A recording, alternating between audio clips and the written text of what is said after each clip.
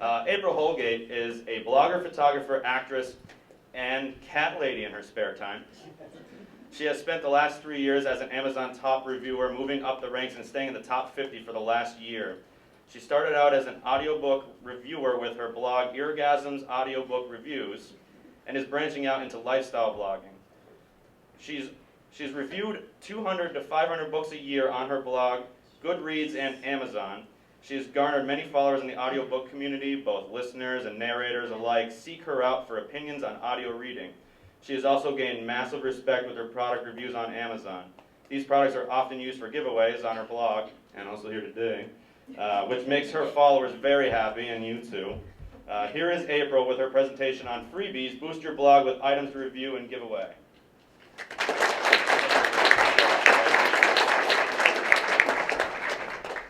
Okay, so yeah, a lot of the goodies, actually all the goodies in your swag bag that are the specialty kind of items that you're going to find there are from items I was offered to review on Amazon. Sellers contacted me through my email, so you're welcome. So first of all, we're going to do a little exercise here. Let's see a show of hands of everybody who's bought something online. Most everybody, right? Now, a show of hands for those of you who liked the item that you bought online. Okay, and hands up again if you reviewed the item that you liked. Yeah, not too many hands there. Now, if you didn't like the item that you purchased, or if you purchased something that you did not like, gotten some doozies. Now, those did not likes, did you review those? Yeah, I'm seeing more percentage of those did not likes that reviewed. So that's what happens a lot of the time on Amazon and other review sites, is that people who are dissatisfied with their product, they're the ones that you're going to hear from the most. They're the ones who are going to put those reviews up and say, this is terrible, I hate this product. But when you like something, you might brag about it to your friends, or if someone's like, oh, that's a cute dress. Yeah, Amazon, it's awesome, you can totally find it. But you don't necessarily shout it out in the review. And there's where the problem happens for a lot of these sites like Amazon. For sellers, when they are selling their product, they depend on two things to move their items up the listings. And it's really key where your item falls in the listing. So if you do a search for funky mod dress, you're going to get the listings that are going to pop up. Very much like the Google search, the Amazon search has the same kind of factors. Things that get clicked on the most tend to be higher up in that search when they're first there. And those are going to be the more recommended items. So you want your item to be on that first page, because people aren't going to go too deep in the Amazon pages the same way you're not going too deep in a Google search, unless you're like serious about your search. So for that, with sellers, they need sales and they need reviews. Those are the things that factor in how quickly they're going to move up those listings. There's also the recommended items that happen. So when you've been shopping for an item, have you noticed there's that bar there at the bottom that has similar items to what you've purchased? A lot of the times that's being factored in there from the sales and the reviews also. So how do sellers get reviews when they're brand new to Amazon?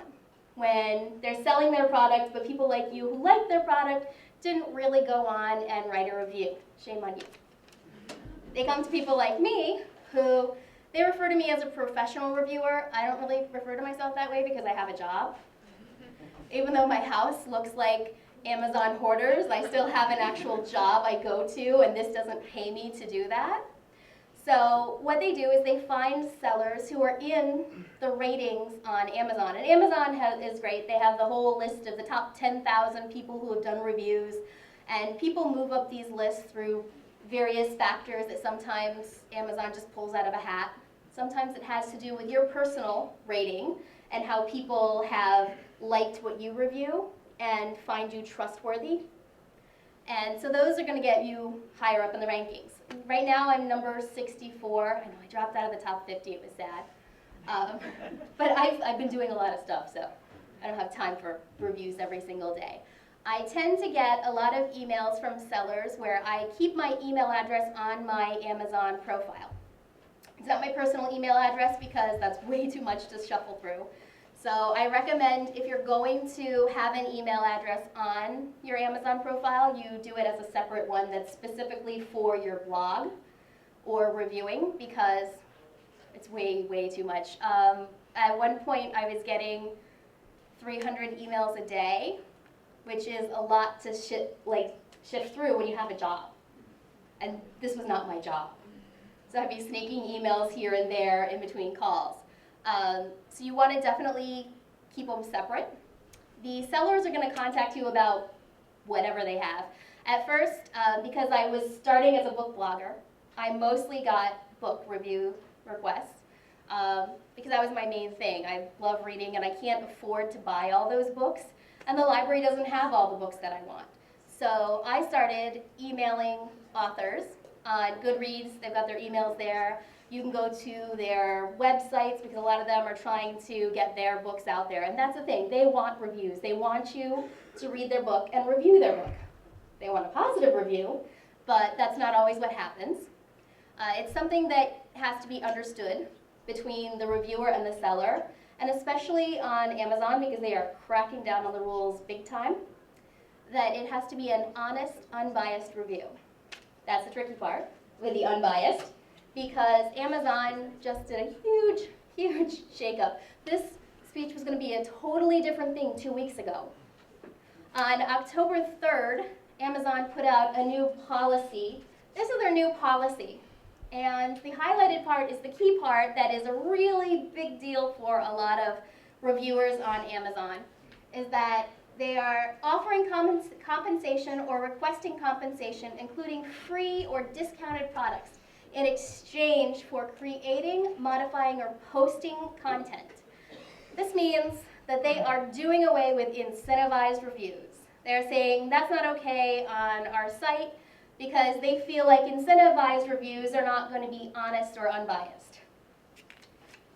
My personal opinion there is that's not true. Because when you look at the data, there is a site, Review Meta, which kind of started this whole thing. They put out a video. You can find it on YouTube, and it explains how they feel incentivized reviews change the statistics. But let me tell you the number. The average rating for an incentivized review is 4.73 stars. Are you ready for the huge difference that happens with organic reviews? Organic reviews, it's 4.42 stars. That's not a huge difference. I was expecting there was going to be a giant jump between the stars. It's not. So their data actually proves that it's not really, oh, did I click again? I don't know what I did. There. It's not really that huge of a difference that's happening. Sure, there are some products that the sellers kind of pay for the review, but that's not the way it usually goes down. Okay, so what does this mean for you as a blogger? Very good news for you as a blogger, because these sellers who can't find people on Amazon to review for them are now looking for outside sources. They want their product reviews to go up other places. Blogs, YouTube, Instagram it, Facebook it, all of these other social media things that you're already doing, they want their product there. They really want to kind of saturate the market.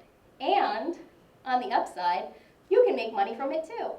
Aside from getting free stuff, yay, you can also make money for your blog.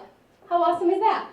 So the component that comes in for the free is them contacting you, and you can actually contact them too. You can easily go into the product and then click the seller's name, and it's going to come up with a page, and it has a button on the top that you can ask a question.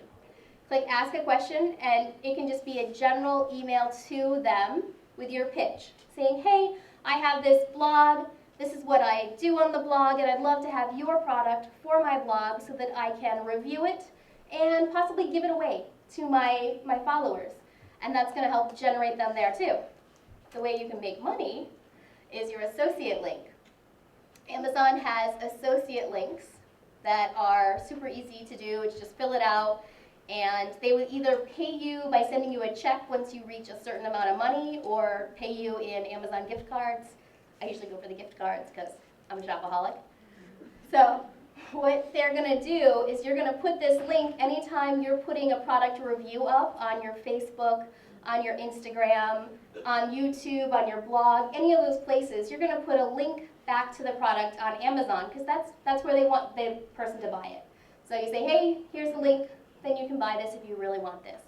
Clicking that link is going to put them into a special, like, I'm not a coder, so I don't know what it's called, but it puts them into them knowing that it's your associate link that sent them to do it.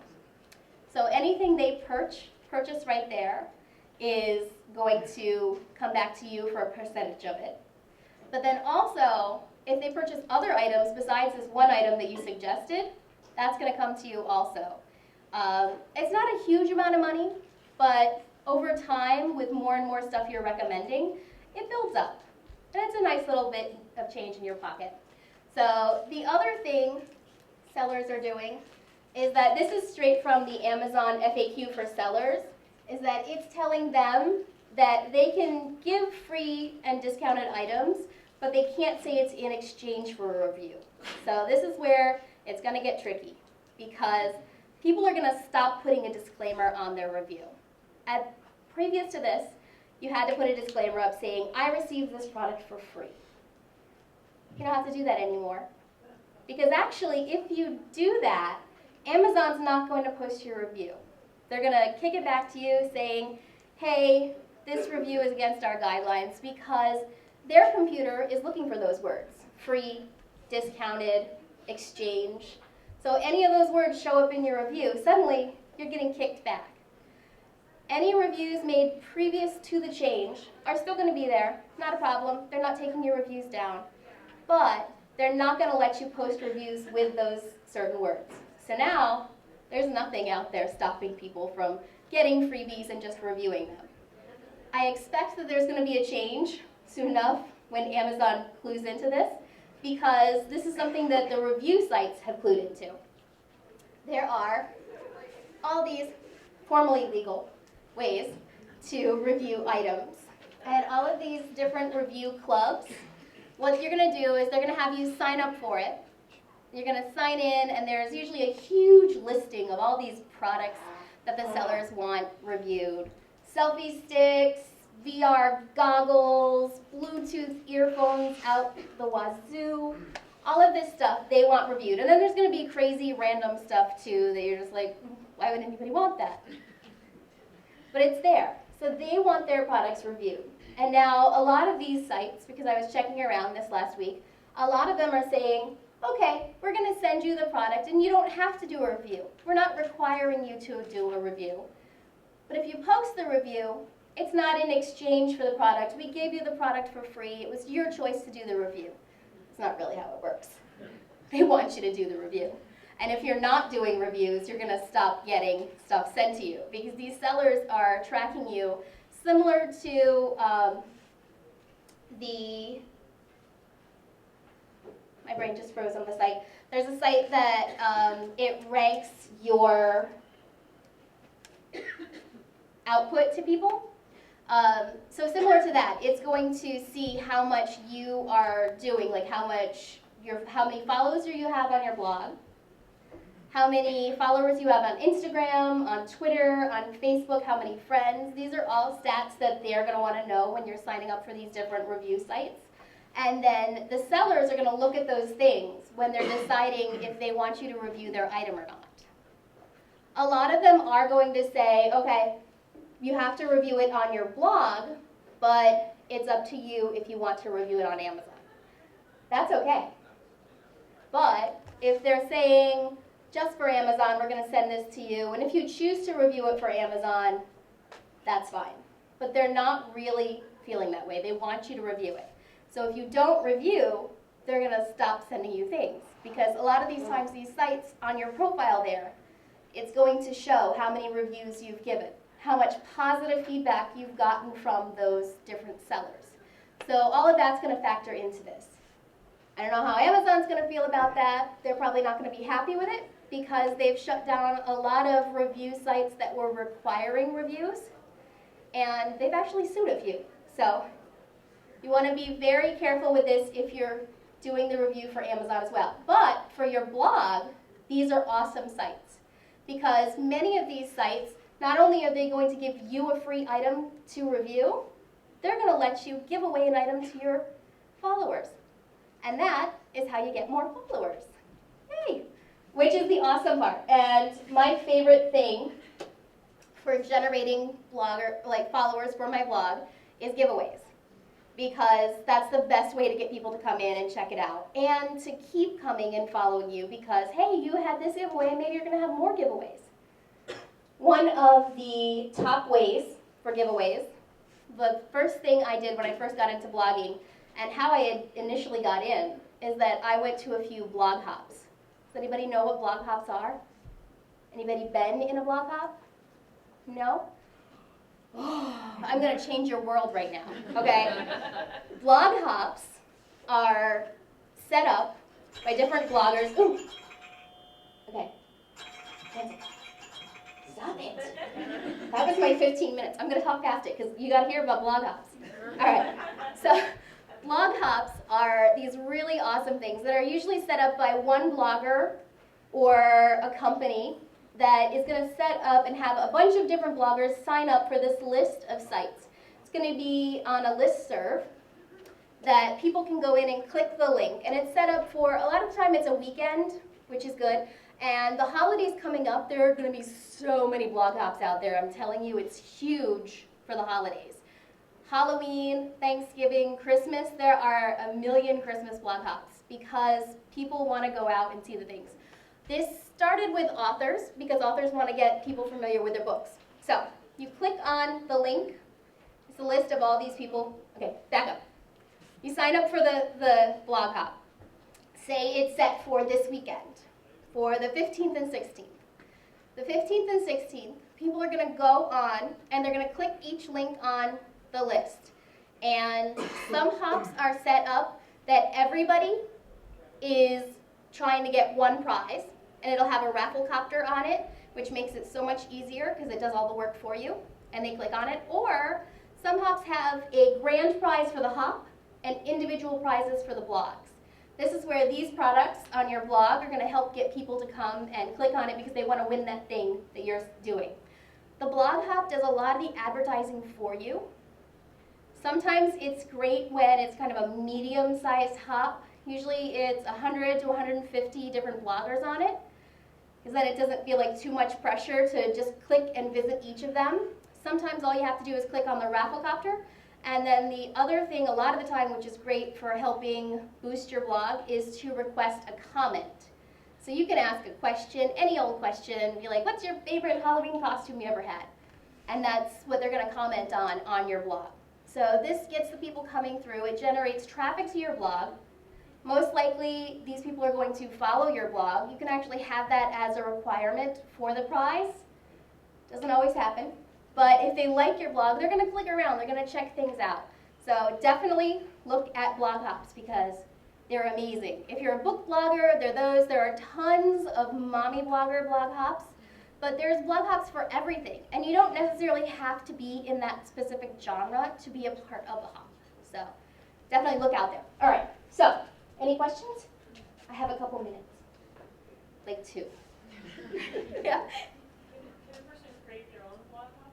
You can. And actually, it's a big undertaking, just so you know. But a lot of the time, it's organizing it and tends to be the person who has created the blog hop gets the most headaches. Because if during the hop there are people who have dead links, you're going to hear about it. If there are people who don't have their prizes up, you're probably going to hear about that too. But I mean, it's a good way to generate traffic to your blog too if you feel confident in giving up your weekend. Anybody else? Yeah. All right. I'm going to be out and about and around, so you can always chat with me. I also have information about getting health care, which is my real job. So if you want help with that,